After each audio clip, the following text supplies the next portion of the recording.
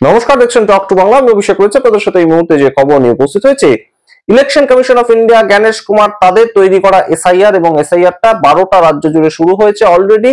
তার মধ্যে বিভিন্ন রাজ্যে পশ্চিমবঙ্গ সহ তামিলনাড়ু সহ কেরল সহ ভোট রয়েছে এবং যেখানে বিরোধী শক্তি সরকার চালাচ্ছে এবং সেই বিরোধী শক্তি সরকার চালালে সেইগুলোকে টার্গেট করা হয়েছে তেমন বিরোধীরা অভিযোগ করছে এবং তার বিরুদ্ধে এম.কে. স্ট্যালিন সম্পূর্ণ লড়াইটা যেমন রাস্তার থেকে সুপ্রিম কোর্ট পর্যন্ত নিয়ে গেছেন, কিন্তু পশ্চিমবঙ্গের ছবিটা রাস্তাতেই শুধু সীমাবদ্ধ নয়, তার সঙ্গে সরাসরি এবার লিখিত পরিত অভিযোগ করা হলো জ্ঞানেশ কুমারকে এবং তার চালিত যে ইলেকশন কমিশন তাদের যে কাজকর্মের পদ্ধতি সেটাকে সরাসরি চ্যালেঞ্জ করে এইবার একটা চিঠি লিখলেন মুখ্যমন্ত্রী মমতা বন্দ্যোপাধ্যায়। পশ্চিমবঙ্গ থেকে 3 পাতার একটি চিঠি লিখলেন যেখানে ছত্রে ছত্রে তিনি জানালেন যে কিভাবে বিএলওদের হ্যারাসড হতে হচ্ছে, বিএলওরা কাজের পরবর্তীতে তাদের কর্মজীবন এবং পারিবারিক জীবন সম্পূর্ণ হ্যাম্পার্ড হচ্ছে, তারা অসুস্থ হয়ে পড়ছেন কাজের চাপে, তারা ব্রেন স্ট্রোক হচ্ছে, তারা হসপিটালাইজড হচ্ছেন এবং কিছু ক্ষেত্রে সারা ভারত জুড়ে যা রিপোর্ট উঠে আসছে সুইসাইড পর্যন্ত করছেন তারা। এই ধরনের ছবি কখনোই কাঙ্ক্ষিত নয়। দেশের একটা সংস্থা,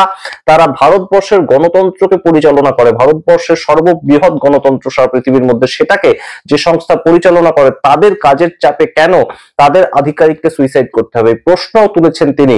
মুখ্যমন্ত্রী মমতা বন্দ্যোপাধ্যায়ের 3 পাতার চিঠি এই মুহূর্তে সারা দেশের কাছে একটা নজির যে প্রতিবাদের ধরন স্বরূপ শুধু রাস্তা নয়, তার সঙ্গে বরঞ্চ অফিসিয়াল লেটার একদম সরাসরি তাকে দেওয়া, যিনি এই সংস্থার মাথায় বসে আছেন জ্ঞানেশ কুমারকে একদম সরাসরি চিঠি লিখেছেন মুখ্যমন্ত্রী মমতা বন্দ্যোপাধ্যায়। কি পরিপ্রেক্ষিতে লিখেছেন, আসলে বাস্তবিক চিত্রটা কি, সমস্তটাই বলবো আপনাদের। তার আগে অবশ্যই টক টু বাংলা ইউটিউব চ্যানেলকে সাবস্ক্রাইব করে দিন, ভিডিও দেখুন শেষ অবধি স্কিপ না করে। আপনারা জানেন এই মুহূর্তে ইলেকশন কমিশন অফ ইন্ডিয়া হঠাৎ করে প্রথমে বিহারে, তার পরবর্তীতে বিহার শেষ হতেই পশ্চিমবঙ্গ, তামিলনাড়ু, কেরালা, গোয়া বিভিন্ন রাজ্যে শুরু করে দিল এসআইআর, স্পেশাল ইন্টেন্সিভ রিভিশন, এবং তার পরবর্তীতে এখনো পর্যন্ত সেই ইন্টেন্সিভ রিভিশন 1 মাস সময় দেওয়া হয়েছে। 4 নভেম্বর থেকে 4 ডিসেম্বর, তার মধ্যে সম্পূর্ণ প্রক্রিয়াটা নাকি শেষ করতে হবে এবং তার পরবর্তীতে ড্রাফট ভোটার লিস্ট বেরোবে, তার মাধ্যমে যাদের নাম উঠবে না তাদেরকে আবারও অ্যাপ্লাই করতে হবে এবং নাম তুলতে হবে। এই পদ্ধতি, কিন্তু সম্পূর্ণ প্রক্রিয়াটা 1 মাসের মধ্যে শেষ করতে হবে, সেই চাপটা যাদেরকে দেওয়া হচ্ছে তারা বিএলও কারা? বিএলও হচ্ছে পশ্চিমবঙ্গের সেই সমস্ত সরকারি কর্মচারী যারা মূলত স্কুলে চাকরি করে এবং তাদেরকে স্কুল শেষ করার পরবর্তীতে তারা এই বিএলওর কাজটা সম্পূর্ণ ধরছে এবং তাদেরকে সম্পূর্ণ কাজটা করতে হচ্ছে। প্রত্যেককে জায়গা নির্ধারিত করে দেওয়া হয়েছে ইলেকশন কমিশন অফ ইন্ডিয়া তাদের তরফ থেকে, অর্থাৎ স্টেট ইলেকশন কমিশন তাদের তরফ থেকে, এবং জায়গা নির্ধারিত করে দেওয়ার পর বিএলওরা বাড়ি বাড়ি যাবেন, তারা ফর্ম দেবেন, ফর্ম দেওয়ার পরবর্তীতে সেই ফর্মটা আবার তুলতে যাবেন দ্বিতীয়বার যদি না পায় তাহলে তৃতীয়বার পর্যন্ত যেতে হবে। মোট 3 বার করে এক একজন বিএলও কে ভিজিট করতে হবে। এবারে সেই ফর্মটা নিয়ে নেওয়াই কি তার কাজ শেষ হয়ে গেল? না, সেখানেই তার কাজটা শেষ হয়ে গেল না। আগে প্রথমে যখন বিএলওদেরকে ট্রেনিং দেওয়া হয়েছিল তখন এইটুকুতেই তাদের কাজ শেষ হয়ে যাওয়ার কথা হয়েছিল, কিন্তু এখন একদম বাস্তবিক যে চিত্রটা সেটা কিন্তু অন্য। বাস্তবিক চিত্রতে একদম দেখা যাচ্ছে বিএলওদেরকে এই ফর্ম কালেক্ট করার পর, মানুষের কাছ থেকে ফর্মটা কালেক্ট করার পর সেটাকে আবার আপলোড করতে হচ্ছে ইলেকশন কমিশন অফ ইন্ডিয়া তাদের ওয়েবসাইটে। অর্থাৎ সাধারণ মানুষ সেই ফর্ম তো দিয়ে দিচ্ছেন লিখে, তার নাম, তার বাবার নাম, তার বাবার নাম সমস্ত কিছু লিখে দিচ্ছেন এবং তার সঙ্গে এপিক নাম্বার দিয়ে দিচ্ছে, তার বাবার এপিক নাম্বার দিচ্ছে, তার মায়ের এপিক নাম্বার দিচ্ছে, তার স্বামী বা স্ত্রীর এপিক নাম্বার দিচ্ছে, ইত্যাদি ইত্যাদি ঘটনা। কিন্তু সেগুলোকে সম্পূর্ণ ইলেকশন কমিশন অফ ইন্ডিয়া তাদের ওয়েবসাইটে গিয়ে আবার আপলোড করতে হবে এবং নির্ভুল আপলোড করলে তবেই সম্পূর্ণ ওয়েবসাইটে বিষয়টা থাকবে, আদারওয়াইজ সেটা থাকবে না। কিন্তু এই ওয়েবসাইটের আবার সমস্যা তৈরি হয়েছে। এই ওয়েবসাইটের সমস্যা হয়েছে কি, যে সকালের দিকে ওয়েবসাইট একদম কাজই করে না, ওয়েবসাইটের যে সম্পূর্ণ লিংক সেটাই থাকে না বিভিন্ন সময়, সেই জায়গাটা নিয়ে সমস্যা তৈরি হয়েছে। এবং এক একজন বিএলও, আমাদের নিজেদের একদম ব্যক্তিগত অভিজ্ঞতা থেকে বলছি, আমরা সম্পূর্ণ টক টু বাংলার পক্ষ থেকে গিয়ে কথা বলেছিলাম বিভিন্ন বিএলওর সঙ্গে এবং তাদের বক্তব্য অনুযায়ী যে এক একটা ফর্ম সাবমিট করতে 20 থেকে 25 মিনিট সময় লাগছে এবং সামগ্রিক বিষয়টা নিয়ে, কর্মযোগ্যতা নিয়ে তারা এতটাই ব্যতিব্যস্ত হয়ে আছে, তারা রীতিমতন ডিপ্রেশনে, রীতিমতন চাপে, কর্মচাপ, তার সঙ্গে কর্মজীবনের চাপ, তার সঙ্গে পারিবারিক চাপ, ঘুমোতে পারছেন না তারা, সারা রাত ধরে তাদের কাছে ফোন আসছে। সাধারণ মানুষের যে এসআইআর এর ফর্মটা দেওয়া হচ্ছে সেই এসআইআর এর ফর্মের উপরে প্রত্যেকজন বিএলও নাম্বার দেওয়া থাকছে যিনি তাকে ফর্মটা দিয়ে যাচ্ছেন। এবার সেই বিএলওদের ফোন সুইচ অফ করার কোনো ধরনের কোনো নিয়ম নেই। একজন বিএলওর কোনো ধরনের ফোন সুইচ অফ সে করতে পারছে না সরকারি কাজ যখন সে নিযুক্ত রয়েছে। এবারে তাকে সারা রাত ধরে ফোন করছেন মানুষ যদি কারো নাম্বার পেয়ে যান তাহলে তাকে ফোন করবেন বিভিন্ন ইস্যুতে, এবং অবশ্যই সাধারণ মানুষ যে ফর্ম ফিল আপ করতে পারছেন না সেই জায়গাগুলোকে সাহায্য বিএলওকে করতে হবে। সেটা যদি তিনি না করেন তাহলে আধিকারিকের কাছ থেকে চাপ রয়েছে, এবং শুধু সেখানেই শেষ হয়ে থাকছে না, তারা তাদের কর্মজীবন অর্থাৎ স্কুলে যে পড়াশোনা করানো সেখান থেকেও কিন্তু ছাড় পাচ্ছেন না। তারা তাদের স্কুলটাকে শেষ করে তার পরবর্তীতে এই কাজ করছেন, এবং মুখ্যমন্ত্রী মমতা বন্দ্যোপাধ্যায় প্রত্যেকটা ছত্রে ছত্রে এই সমস্ত কথাগুলো লিখেছেন।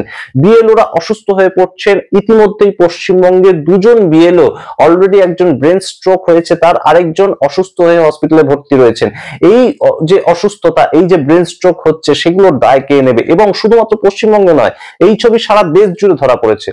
রাজস্থানের একজন বিএলওর কথা আপনাদেরকে জানিয়েছিলাম, তিনি স্কুল টিচার ছিলেন এবং ডবল ইঞ্জিন স্টেটে তিনি 48 বছর বয়সী মুকেশ কুমার তিনি মারা গেলেন এবং আত্মঘাতী হলেন ট্রেনের সামনে ঝাঁপ দিয়ে। এবং তার যে সুইসাইড নোট পাওয়া গেছে, তিনি সম্পূর্ণ তার যে বস তার থেকে এতটা চাপ সহ্য করতে পারছিলেন না।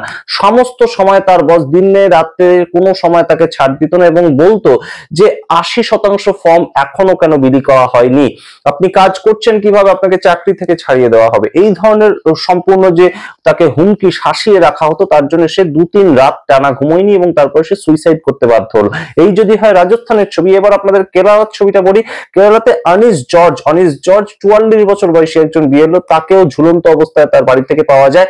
পাশে পড়েছিল এসআইআর এর গাদা গাদা ফর্ম, সেগুলো সে বিলি করতে এখনো পর্যন্ত পারেনি, তাই জন্য তাকে সামগ্রিকভাবে চাকরি থেকে ছাঁটাই করে দেওয়া হবে। সে যে মূল যে চাকরিটা করে সংসার চালায় সেটা থেকে ছাঁটাই করে দেওয়া হবে, এরকম অভিযোগ উঠে এসেছিল এবং তাকেও সম্পূর্ণ এই চাপের ভিত্তিতে প্রাণ দিয়ে দিতে হয়। এই যদি হয় বিএলওদের ছবি, তাহলে কিসের ভিত্তিতে এই মুহূর্তে সারা দেশ জুড়ে এসআইআরটা হচ্ছে? এবং গুরুত্বপূর্ণ যে জায়গাটা মমতা বন্দ্যোপাধ্যায় পয়েন্ট আউট করেছেন, যে ডেটা এন্ট্রি অপারেটর, বিহারে যেখানে 1000-এর বেশি ডেটা এন্ট্রি অপারেটর এই ফর্মগুলো পাওয়ার পরে সেগুলোকে আপলোড করছিল, সেটাও পশ্চিমবঙ্গের ক্ষেত্রে, তামিলনাড়ুর ক্ষেত্রে হয়নি। তাহলে সেটা কিভাবে বিএলওরা এক হাতে এত কাজ করবেন? তারা শুধুমাত্র ডিস্ট্রিবিউট করবেন এবং সেটাকে গ্রহণ করবেন, তার পরবর্তীতে জমা দিয়ে দেবেন। এটুকু যদি কাজ হতো তবু এক ধরনের, কাজটা হতো 1 মাসের মধ্যে, সেটা তবু করা যায়। কিন্তু সেই ফর্ম নেওয়ার পরে সেটাকে নির্ভুলভাবে সম্পূর্ণ টাইপ করার মাধ্যমে তাদেরকে আপলোড করতে হবে, এবং বহু বিএলও এই কাজটাই করতে পারছেন না। তারা তো স্কুল শিক্ষক, তারা কম্পিউটারের সঙ্গে কিংবা মোবাইলের সঙ্গে অতটা টেক সাভি নাই হতে পারেন, তারা মোবাইল নাও চালাতে পারেন ভালোভাবে। একজন বিএলও তিনি কি কোনোভাবেই একটা যে কিপ্যাড ফোন সেটা ব্যবহার করতে পারেন না? সেটা তো তার ব্যবহার করার স্বাধীনতা রয়েছে। তিনি এই যে টেক সাভি বিষয়টা, সেটার সঙ্গে ইউজ টু নাই হতে পারেন, এবং সেই ক্ষেত্রে তার সময় তো আরো বেশি লাগবে। তাকে যদি এই মুহূর্তে একটা স্মার্টফোন কিনতে হয়, তাকে যদি সম্পূর্ণ বিষয়টার সঙ্গে আত্মস্থ করতে হয়, তাহলে তো তার সময় বেশি লাগবে। সেই কাজটাও তাকে ধরিয়ে দেওয়া হয়েছে। সেই সম্পূর্ণ বিষয়গুলো জানিয়ে পশ্চিমবঙ্গ নির্বাচনী আধিকারিক তাকে বিএলওরা একটি চিঠি লিখেছিল, ডেপুটেশন দিয়েছিল, এবং ডেপুটেশন শুধুমাত্র কিন্তু পশ্চিমবঙ্গের ক্ষেত্রে না, আমরা যেটা বারংবার বলছি, কেরালাতেও একই ছবি ধরা পড়েছে, তামিলনাড়ুতে একই ছবি ধরা পড়েছে। সমস্ত সমস্যাগুলোর কথা লিখে পশ্চিমবঙ্গের মুখ্যমন্ত্রী সম্পূর্ণ এই যে প্রসেসটা, এসআইআর এর প্রসেসটা, সেটাকে এক্সটেন্ড করতে বলেছেন, এবং তার সঙ্গে তিনি যেটা বলেছেন, এই মুহূর্তে সম্পূর্ণ স্থগিত করতে। স্থগিত যদি না করা যায়, সম্পূর্ণ বিষয়টাকে অনেকটা সময় নিয়ে করা হোক, ধীরে সুস্থে করা হোক, তাতে মানুষও কনফিউজড হবেন না, তাতে বিএলওরাও কনফিউজড হবেন না, সম্পূর্ণ বিষয়টা সঠিকভাবে হবে, এই কথাটা তার চিঠিতে পাওয়া গিয়েছে। এবং এই চিঠিতে সম্পূর্ণভাবে কিন্তু সাধারণ যে বিএলওদের কথা, সেই বিএলওদের কথা তুলেই তিনি চিঠিটা লিখেছেন।